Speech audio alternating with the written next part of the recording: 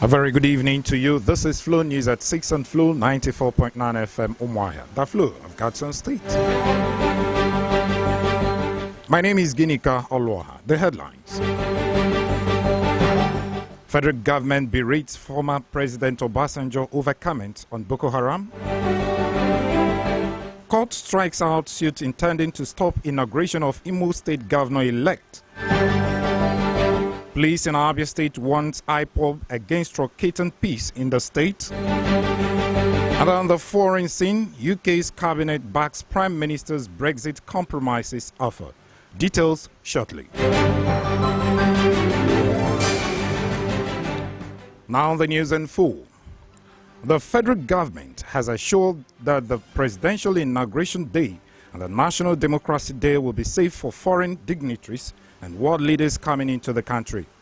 The Minister of Information and Culture, Lai Mohammed, made this known at a World Press Conference in Abuja, where he railed out the program of events for days leading to both programs.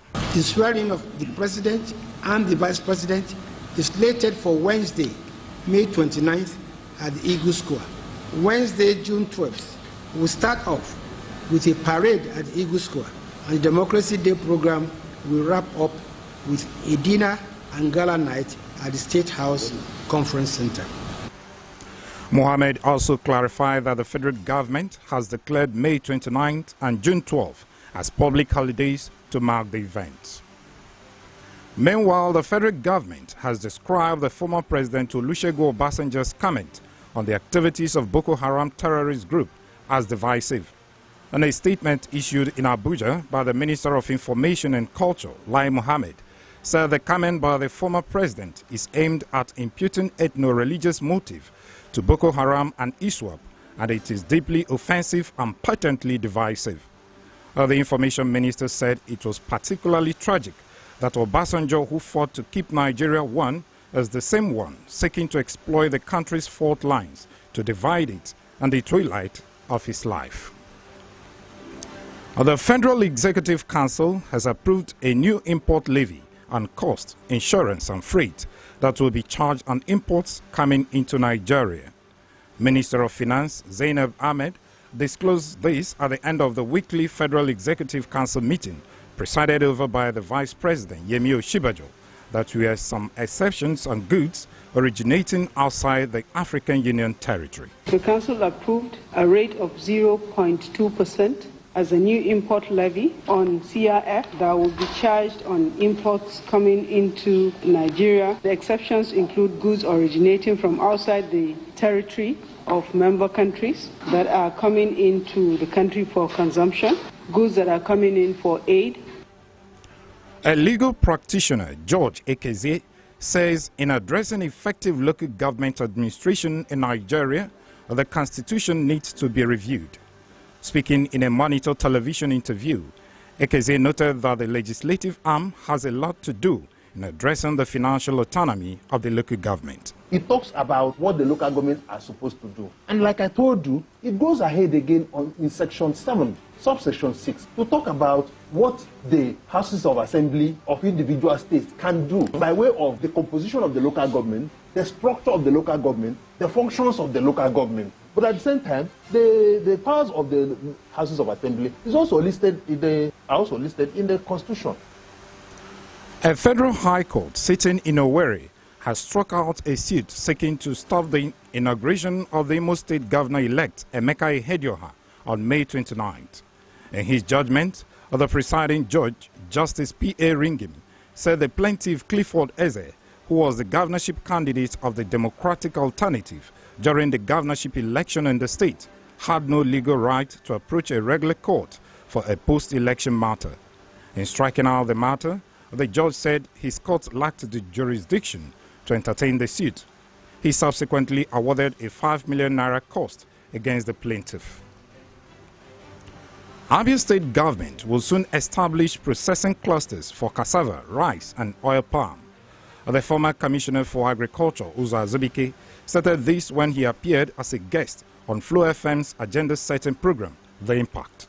Under Dr. Ibazo, as part of this program, flowing from what we have started already, Bani Ubeku, we are going to have the processing cluster that will take care of the cassava, the rice, and of course oil. So this because by the time these palm seedlings that we have planted will begin to fruit, a year you'll be getting an average of 350 metric tons. That's what you will expect from 2 million seedlings. That will cover 14,000 hectares.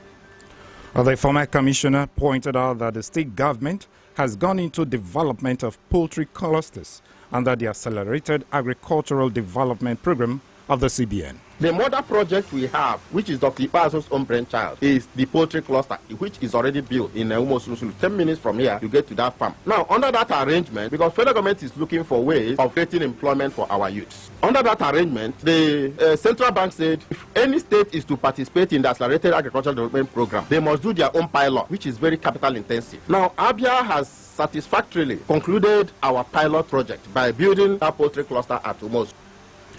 Abia State government says it is working towards meeting the World Health Organization standard of a functional primary health care center per political ward. Commissioner for Health, John Ahokana, who gave the indication while speaking on Flow FM's agenda-setting program, The Impact, with a focus on health sector, said the designated hospitals are receiving special attention. Abia State has 292 political wards, and so we've been able to redesignate 292 ward healthcare centers from that over 780. Okay. And clearly the direction is to redesignate the remaining as either healthcare posts or either healthcare clinics. So we now have 292 primary healthcare centers representing one political ward and one primary healthcare center. Functional, well-equipped? Well, we are now in that process. He said the ministry has restored confidence among funding partners and healthcare users.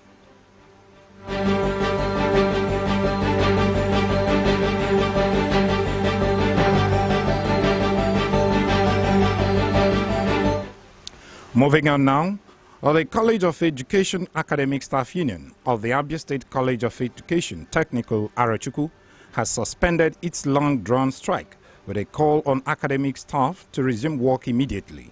A press release jointly signed by the chairman of the union, Okereke Okoro, and the secretary, Neka Onyuku, said the gesture is in appreciation of Governor Kezi Paze's support to the institution and appealed to him to look into the area of payment of salaries. The union further commended the governor for appointing Dr. Philip Nto as the college provost, stressing that his administration has led to massive infrastructural development of the institution. The lecturers further felicitated with Governor Kezi Paze on his second-term victory and forthcoming inauguration on May 29th. The Abia State Police Command has warned the indigenous people of Biafra, IPOB, against any activity capable of truncating the peace and safety of the residents. The Commissioner of Police in the state, Ene Okun, who gave the warning in an interview with newsmen in Olouha, said that anyone or group of persons associated with IPOB will be termed as a terrorist and dealt with severely. The Nigerian police force in Abia would treat any person associated with IPOB as a terrorist, and such a person or group of persons will be dealt with according to the law. Once again, I am assuring the good people of Abia to disregard the illegal order and go about their normal businesses, as there is every assurance of protection of their lives and property. The Nigerian Union of Journalists, NUJ, is berating the management of the National Assembly over conditions given for accreditation of journalists covering the parliament. National President of NUJ, Chris Isiguzo, in a telephone interview with Flow FM News, described the move as undemocratic and unacceptable to Nigerian media. It is satanic, it is draconian, it is anti-press freedom. I want to urge the leadership of the National Assembly to rise up and protect democracy. First, by withdrawing these satanic guidelines, because we will not accept it, we will fight against it. We will never and never replace free press. The NUJ issued a 24-hour ultimatum on the National Assembly to rescind the decision or prepare for a face-off with the body of journalists in Nigeria. We gave them 24 hours, so after 24 hours, without them withdrawing the guidelines, we'll take the next step. The legislature is supposed to be a key arm of democratic governance. And if they are now the same people that have decided to guard the press, It's very, very unfortunate. Flow News at 6 continues shortly with business, foreign and sports news. Stay with us.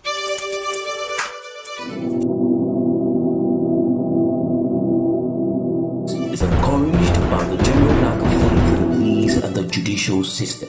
In order for people to get quick remedy from the perceived injustice inflicted on them, they often resort to self-help. This should not be. It is not only barbaric, it is unlawful and criminal. Such acts are against the 1999 Constitution of the Federal Republic of Nigeria. Do not take laws into your hands. Report to the police.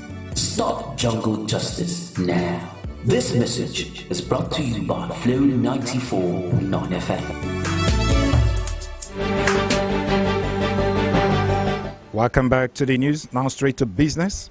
The CBN Governor, Godwin Emefiele, says the Monetary Policy Committee of the Central Bank of Nigeria has left the monetary policy rate unchanged at 13.5%. Emefiele explained that 9 out of the 11 members that attended the meeting agreed to retain the current monetary policy stance. And from the foreign scene, the UK Cabinet has agreed Theresa May's plan for her withdrawal agreement bill, including compromises intended to attract the support of Labour members of Parliament. The bill will put to a vote in early June, and if it fails, the UK Prime Minister is likely to come under intense pressure to quit. And in sports, the Nigerian Football Federation, NFF, have charged African champions Super Falcons to rewrite the history of the country's participation at the FIFA Women's World Cup by reaching the semi-finals at France 2019 edition. The Nigerian team departed the shores of the country yesterday for Austria, where they will set up a 2-week residential camping before flying to France for the 8th FIFA Women's World Cup, taking place from 7 June to 7 July 2019. To end the news, a recap of our major stories. The federal government has described the former President Olusegun Obasanjo's comment on the activities of Boko Haram terrorist group as divisive. Federal High Court sitting in Owerri has struck out a suit seeking to stop the inauguration of the Imo State Governor-elect Emeka Ihedioha on May 29th. The Abia State Police Command has warned the indigenous people of Biafra IPOB against any activity capable of truncating the peace and safety of the residents. And on the foreign scene, the UK Cabinet has agreed Theresa May's plan for her withdrawal agreement bill over Brexit. Thanks for being with us. Do remember that security is everyone's business. Provide useful information to security agencies to ensure your security.